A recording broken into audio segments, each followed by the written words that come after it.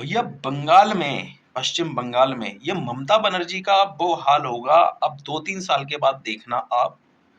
ये भारतीय जनता पार्टी तो आ रही है, एग्जिट पोल ने भी बता दिया और 6 महीने से मैं भी भौंक रहा हूँ कि बंगाल के अंदर ना भारतीय जनता पार्टी आ रही है और ममता बनर्जी का हाल इतना बुरा कर दिया जाएगा, केजरीवाल से भी बुरा।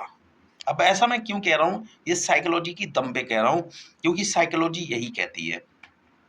अब आप देखो कि भारतीय जनता पार्टी को वोट कौन देता है? कट्टर हिंदू, ठीक है ना।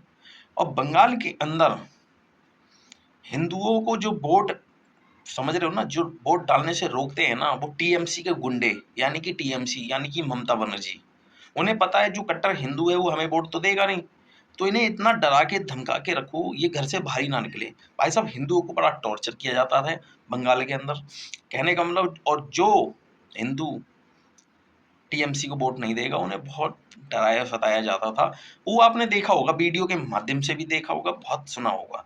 क्योंकि मैं इसके पुख्ता सबूत तो नहीं दे सकता भाई, मैं कोई जर्नलिस्ट नहीं हूँ, मैं कोई वो नहीं हूँ, मैं सिर्फ अपने ना अपने थॉट जाहिर कर रहा हूँ इधर, ठीक है। तो मेरे से उम्मीद मत रखना कि कितनी रिलायबिलिटी है मेरी बातों में, ठीक है। तो कहने का मतलब ये है, ठीक है।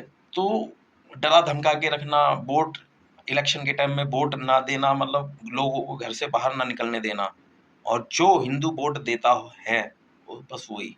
और बाकी आपको पता ही है, मुस्लिम गढ़ बना दिया धीरे धीरे। और अगर बीजेपी इस बार नहीं आए तो ना जाने पता नहीं क्या है ये ममता बनर्जी, घुसपैठियों को घुसा घुसा के पता नहीं क्या कर देगी। ये छोटा पाकिस्तान बना देगी ये पश्चिम बंगाल को भी, ठीक है।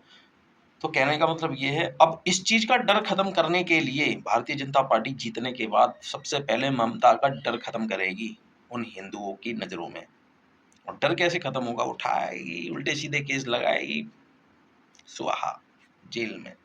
और उनके जो जितने भी गुंडे हैं ना, जो पाल रखे थे, काल आज से ही चालू हो गया है, ठीक है ना।